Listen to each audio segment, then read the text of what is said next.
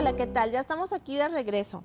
Bueno, vamos a hacer dos problemitas sencillitos ahorita y luego ya sigo yo con análisis financiero, ¿de acuerdo? Entonces, deben de tener ahí una sección que se llama problemas, ¿de acuerdo? Entonces, vámonos a donde dice información. Y en información, ahí tenemos, dice, la compañía de Ringert e Hijos tienen una utilidad de operación de $2.250.000. Su gasto por depreciación es de $450,000. Sus gastos por intereses son de $120,000 y la tasa de impuestos es de 40%. Con esta información, por favor, calcúleme, nos vamos a la pregunta 1, ¿cuál es la utilidad neta de la compañía?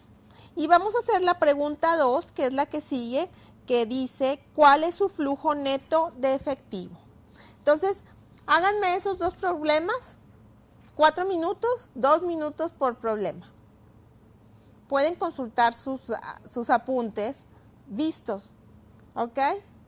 Entonces vamos a ponernos 4 minutitos, ahí ponemos solución de problemas y ahorita regresamos.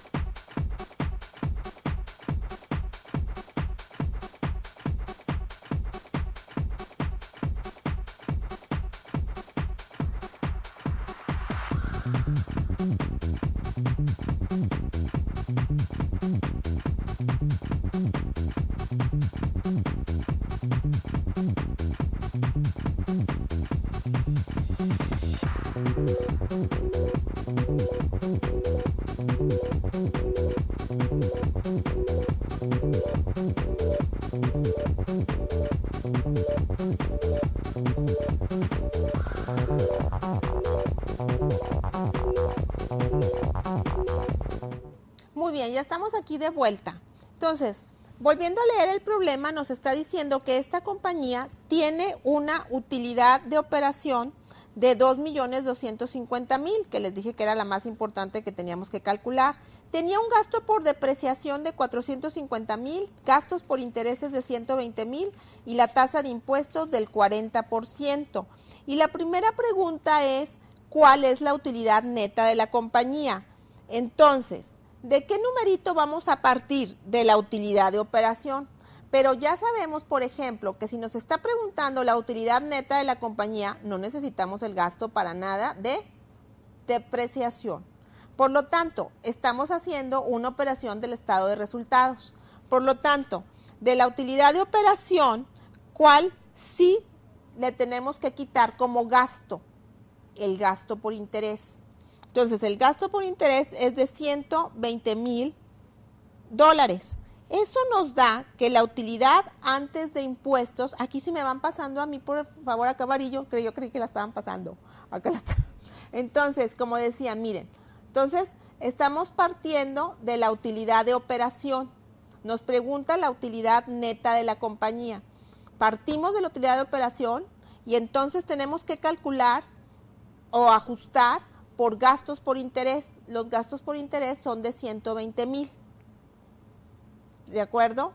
Entonces, eso me va a dar la utilidad antes de impuestos, que es de 2.130.000. Y ahora sí, para calcular la utilidad neta, lo único que me falta es calcular lo que me quitan de impuestos. Y vamos a calcular que la tasa impositiva es de 40%, por lo tanto, mi utilidad neta de esta compañía es de 1.278.000. Entonces, en este periodo que me están pidiendo, yo tuve una utilidad de operación padrísima de 2.250.000, pero ya cuando veo y le tengo que quitar el gasto por financiamiento y no se diga mi socio implícito que es Hacienda, entonces me queda 1.278.000 de utilidad neta de compañía.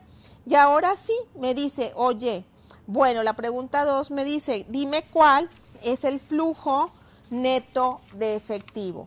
Y el flujo neto de efectivo lo voy a calcular en función de la utilidad neta, y el único ajuste que yo tengo que hacer aquí de una partida que no me resultó en un desembolso de efectivo es la depreciación. Entonces, a la utilidad neta, que es de 1.278.000, le tengo que sumar la partida que no fue en efectivo, que fue de depreciación, que es de 450.000. Por lo tanto, mi flujo neto de efectivo del periodo es de 1.728.000 $. Y esa es la pregunta 2. En otras palabras, en la pregunta 2, el inciso correcto es el inciso D. Y en la pregunta 1, el inciso correcto es el inciso B. B. En el 1, la pregunta 1 fue el inciso B. Bueno, y después ya me voy a pasar al siguiente tema, pero sí les quiero dar, por ejemplo, cuáles son los resultados de la pregunta 4, si lo quieren hacer porque son muy sencillitos. De la pregunta 4, ustedes pueden hacer el problema y la respuesta correcta es el inciso B. De la pregunta 5 es el inciso C. Del problema D, perdón, del problema 6, el inciso D. Y de la pregunta 7, el inciso B. Para que si quieren practicar un poquito, pues ahí están las respuestas de los ejercicios de aquí. Muy bien. Y entonces ahora sí, nos vamos a la siguiente parte del curso, que es la siguiente hora 15, y vamos a ver análisis de estados financieros. Sí lo tienen por ahí, ¿verdad?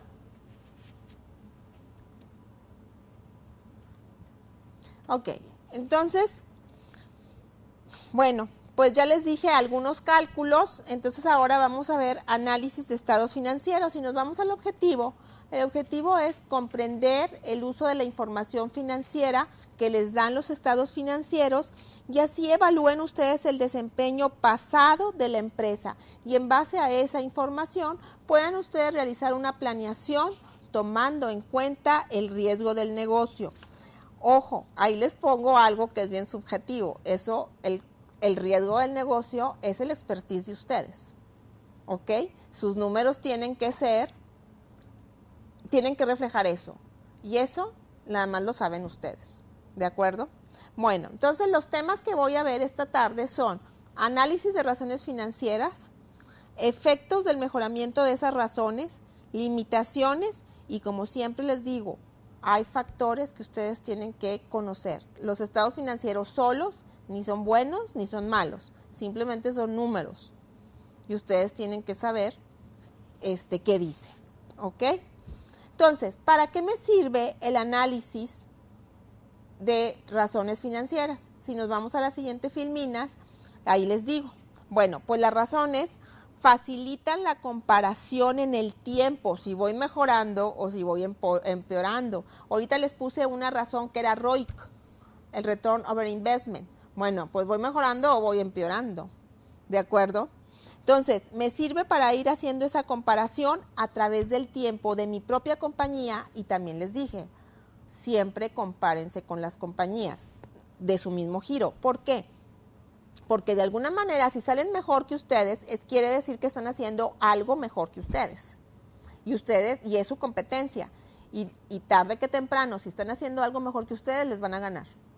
Entonces, tienen que compararse siempre con otras compañías. ¿Y quiénes utilizan todas estas razones? Pues todos, desde ustedes que necesitan saber cómo se está comportando la situación, hasta los bancos si van a pedir un estado financiero. ¿Ok? Entonces, vamos a volver al estado de resultados y al balance general. Bueno, ahí hagan de cuenta que vienen más datos de una compañía de la misma manera en que estuvimos viendo hace unos minutos el estado de resultados con las mismas partidas, igual el balance general con las mismas partidas, nada más que ahí puse 2010 y un 2011 estimado. Nos vamos a ir a la siguiente y a la siguiente porque las cifras las vamos a utilizar, no las vamos a analizar ahorita. El análisis lo vamos a hacer con las razones financieras. Vamos a la siguiente. A la siguiente. Miren, ahí les doy unos datos adicionales. Ustedes, varios de ustedes ya tienen una empresa formada. Entonces esa empresa formada la formaron con cierto capital. Y en su acta constitutiva tiene que decir que ese capital respalda tantas acciones. ¿Ok? Ustedes todavía no son una empresa pública, no le hacen mucho caso a eso. Cuando sean empresa pública, claro que le van a hacer caso. ¿Ok? Entonces este ejemplo está funcionando y se los quise mencionar porque está dándole su importancia a esos valores. ¿De acuerdo? Entonces aquí hay un precio de la acción en el 2010 y hay un precio estimado en el 2011 que viene en función de todas estas proyecciones que se hacen, ¿de acuerdo? Ustedes como empresa privada y chiquita nunca hacen eso, pero la realidad es que se puede hacer. Y ustedes en su acta constitutiva podrían, bueno, no van a hacer otra acta constitutiva, pero ese precio de la acción se va modificando. Si yo invertí en una empresa que al principio valía 100,000 pesos y ahora resulta que mi evaluación resulta que vale 1,000,000 de pesos, ¿cómo se van a repartir el dinero entre los socios? Pues equitativamente por el número de acciones que ustedes tenían. Y si estoy haciendo el caso más sencillo, si eran 100,000 pesos y cada uno puso 25,000 pesos, pues ahora si la empresa vale 1,000,000 de pesos, cada uno de los empresarios, de los accionistas, valdrán 250,000 pesos su participación accionaria. Y en el acta constitutiva dice, este capital está repartido, la acción vale tanto. ¿Ok? Por eso, cuando eres empresa pública, siempre se va actualizando esos valores. Y lo bueno de ser empresa pública es que siempre vas a tener un valor que el mercado te dice cuánto vale tu compañía. ¿De acuerdo? Entonces, Datos adicionales que se necesitan y que deben de saber, pues son el precio de la acción, el número de acciones que respalda ese capital y la utilidad por acción. La utilidad por acción, por ejemplo, las empresas públicas no batallan porque hay tanta utilidad, entre tanto número de acciones, pues te sale cuánto por acción y punto. Algo así debería de suceder en la empresa pequeña o en las startups. Y bueno, ahí está el valor en libros de la acción, el pago por arrendamiento y la tasa de impuestos, que es el 40%. Y ahora sí, ¿qué es en lo que se fija la compañía? La compañía tiene que ser sustentable. Todo el mundo usa sustentabilidad, es que ahorita me acordé de la sustentabilidad. Y entonces todo el mundo es sustentable. Bueno, pues el negocio tiene que ser sustentable. ¿Qué quiere decir eso? Pues que tiene que funcionar en el corto plazo, en el mediano y en el largo. Sustentable. Todo negocio, at the end of the day, es sustentable porque si no se muere. ¿De acuerdo? Entonces, tiene que ser sustentable en el corto plazo y para eso existen razones que se analizan. Y son las razones de liquidez. ¿Ok? ¿Tengo que tener dinero en efectivo? La respuesta es sí.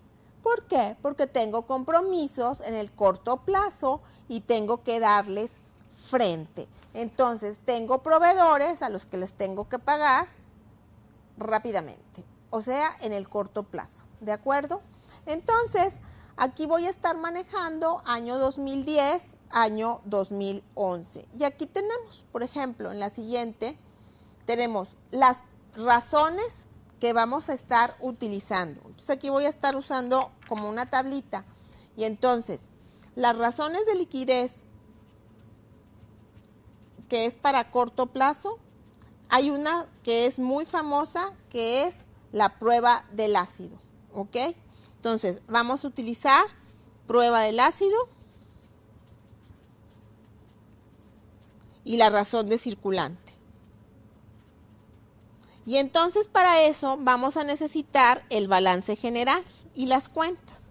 Entonces vámonos otra vez a nuestra filmina azul y nos dice que necesitamos para la razón del circulante, necesitamos calcular el activo circulante en el balance y el pasivo a corto plazo. Las cuentas, estas dos cuentas. Y las sacamos de balance general y nos dice que la razón, la proporción, es 2.58. Por el otro lado tenemos la prueba del ácido. En la prueba del ácido todavía esto es más líquido. ¿Por qué? Porque le estoy quitando la parte menos líquida de los activos circulantes. La parte menos líquida de los activos circulantes son los inventarios. Entonces, esta razón castiga todavía más para saber si soy líquido o no soy líquido, porque los inventarios, pues yo no sé mucho de industrias, pero si estoy haciendo un cohete, pues ¿a quién le voy a vender el inventario? Pues a mi competidor si me lo compra, ¿verdad? Entonces, ¿cuándo voy a convertir en efectivo? Pues nunca.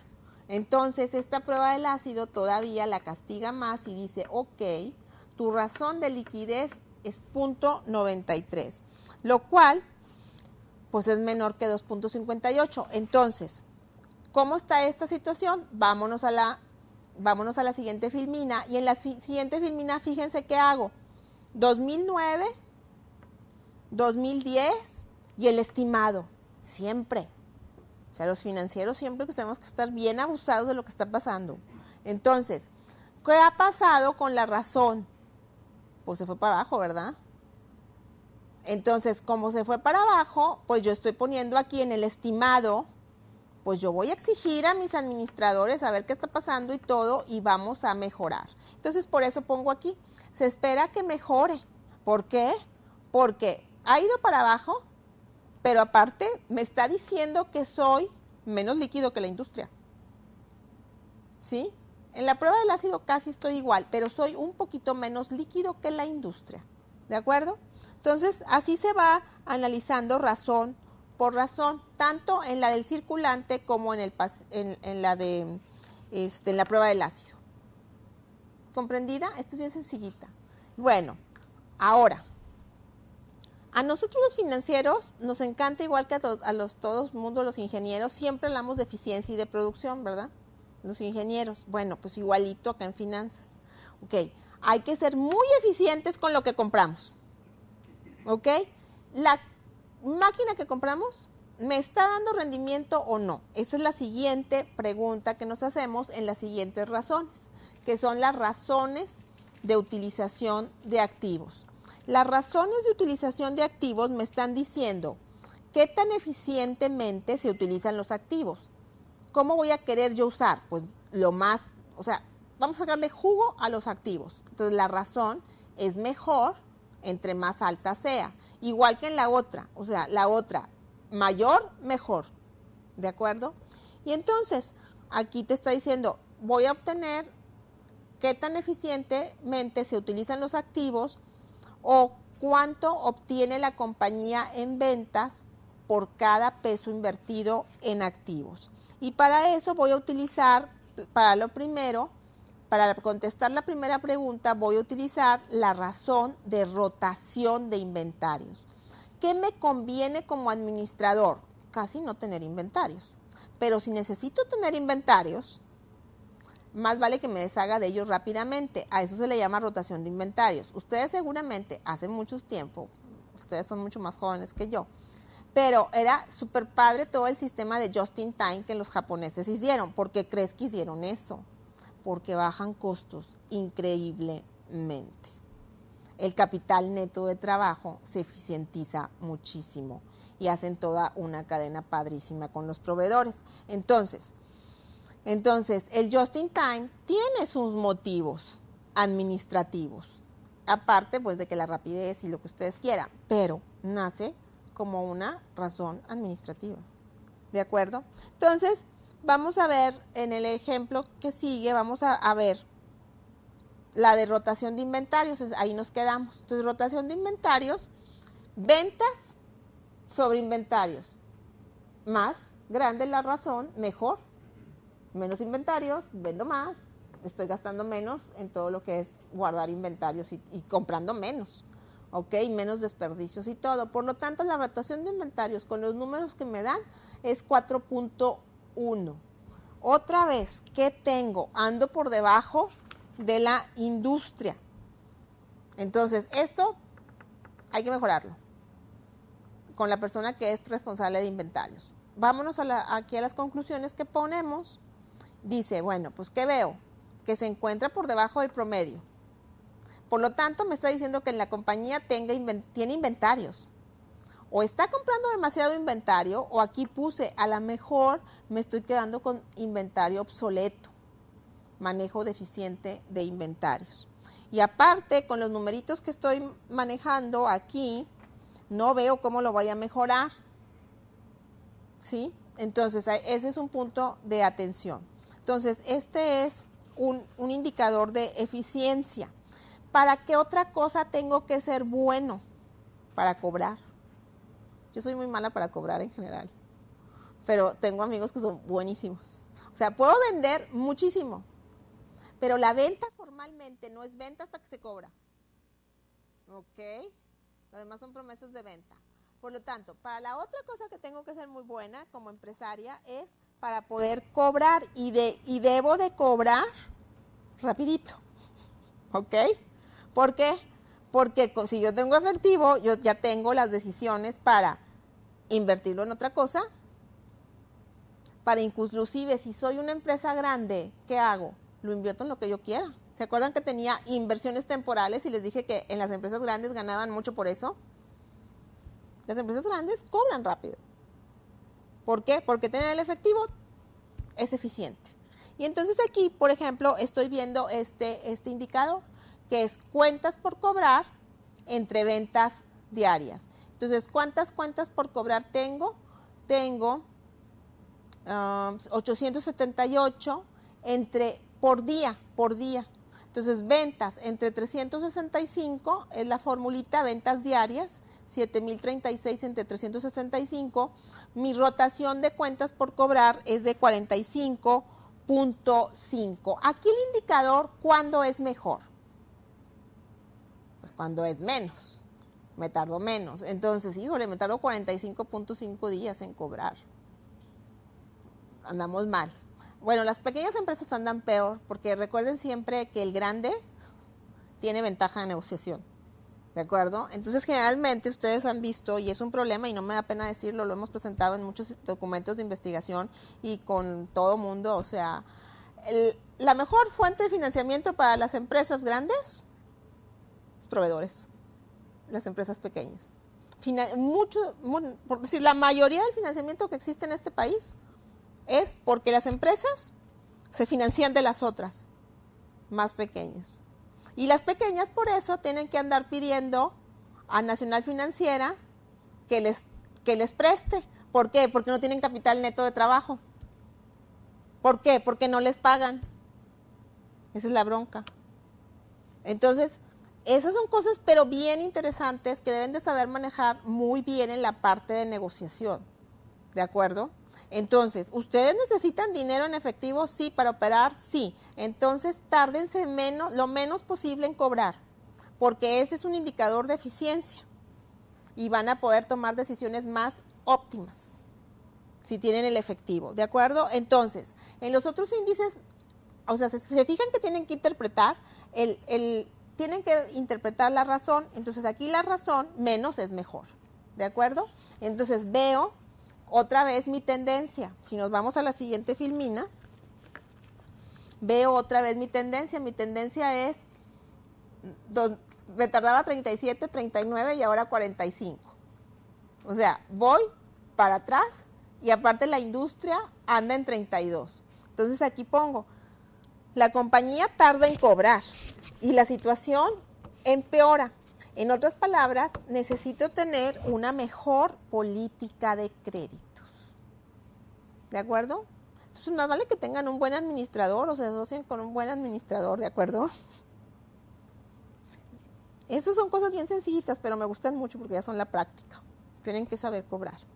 Bueno, entonces vamos a seguir sabiendo, como les digo, que también utilizamos nuestros activos. Todos estos son razones como de eficiencia, ¿de acuerdo? Entonces, si nos vamos a rotación de activos totales y de activos fijos. En otras palabras, ¿qué tanto provecho le saco a mis activos? Sí, compré la máquina, ya la tengo arrumbada. Es como, por ejemplo, los que hacemos ejercicio, ¿verdad? Ahí compramos la máquina para hacer el ejercicio, ¿verdad? Y no lo sacamos el provecho porque sirve de todo menos para hacer ejercicio. Bueno, suele suceder en las empresas a veces, ¿verdad? La tengo de perchero, de perchero ahí para poner la ropa, ¿verdad? Entonces, las cosas que compramos tienen que servir para algo. Eso quiere decir rotación de activos fijos. Entonces, vamos a ver cuáles son. Este número, ¿cómo será mejor? ¿Más grande? ¿Mejor o peor? Más grande, mejor, ¿ok? Más veces le saco provecho al activo. Entonces, ventas entre activos fijos netos, fíjense, este lo quiero grandote. Le saco mucho a la inversión que hice. Ventas entre activo fijo o entre activos totales. Obviamente, este debe ser mayor que este. Entonces, aquí, pues ya tengo 8.41 y 2. Entonces, tengo que hacer ahora análisis de tendencia. ¿Y qué? Compararme con mi vecino del sector. ¿De acuerdo? Entonces, vamos a ver cómo salió. 2009, 2010 y 2011. Vamos para abajo. Y aquí la industria anda en 7 y en 2.5. Entonces, aquí la rotación de activos totales está por debajo de la industria. ¿Por qué? Entonces, lo interesante es irme a ver después a qué es debido. Y entonces aquí, por ejemplo, me voy a ver de dónde saqué los números y me doy cuenta de que es culpa del activo circulante en activos totales. Por eso se me eleva tanto. Y entonces, ¿qué activos son circulantes? Específicamente, cuentas por cobrar, que ya habíamos visto que éramos malillos para las cuentas por cobrar. e inventarios. Entonces, me está diciendo dónde debo de estar mejorando. ¿De acuerdo? Muy bien. Entonces, ya estamos, fíjense cómo ya vimos, liquidez, tengo que pagar. Y la otra es, le saco jugo a mis activos. ¿Ok? Ahora vámonos a la otra. Para crecer, siempre van a necesitar endeudarse, generalmente. ¿Ok? Entonces, la otra pregunta que me tengo que hacer es, ¿genero el suficiente efectivo para pagar la deuda? ¿Puedo hacer frente a mis obligaciones? Eso le pasa a todos, desde el más chiquito hasta el más grandote. Y para ejemplo, tenemos a dos de nuestras empresas de aquí de Monterrey, tanto Vitro como Cemex, que es lo que han estado haciendo en los últimos años. Un poquito menos este año. Reestructurar la deuda. ¿Ok? O sea, en las mejores familias ocurre. Nos hacen un cambio en la paridad cambiaria, un cambio en las condiciones económicas. O sea, ¿qué le pasó a Cemex? Él esperaba seguir vendiendo cemento en el mundo. ¿Pero qué pasó? Vino una recesión. Entonces la industria de la construcción cae. Entonces, él cae. Y entonces sus acreedores dicen, ¿cómo me vas a pagar? En otras palabras, los acreedores vieron las razones. No, bueno, ellos ya sabían, ¿verdad? Pero, en otras palabras, las razones de deuda no alcanzan a cubrir el gasto por interés. Entonces, la deuda es benéfica hasta cierto punto que yo pueda asegurar que puedo pagar eso. ¿Ok? Entonces, vamos a ver esas razones que son muy importantes, las razones de endeudamiento. Entonces, la razón de endeudamiento más sencilla es ¿cuánto debo entre cuánto activo tengo? La razón de deuda, pasivos totales entre activos totales. Entonces, aquí tomo todos los pasivos a corto plazo y a largo plazo que tengo entre los activos totales y resulta que tengo una razón de deuda razonable de 43.8%. Y después puedo sacar una específicamente que es muy importante. ¿Cuántas veces genero utilidad arriba de mi gasto por interés? Utilidad antes de gastos por interés y de impuestos, el GUAI, entre gasto por interés. O sea, ¿cuántas veces yo genero más de lo que tengo que gastar por interés? Entonces, obviamente me siento más tranquila entre mayor sea este numerito. Porque quiere decir que tranquilamente puedo pagar mi gasto por interés. ¿Ok?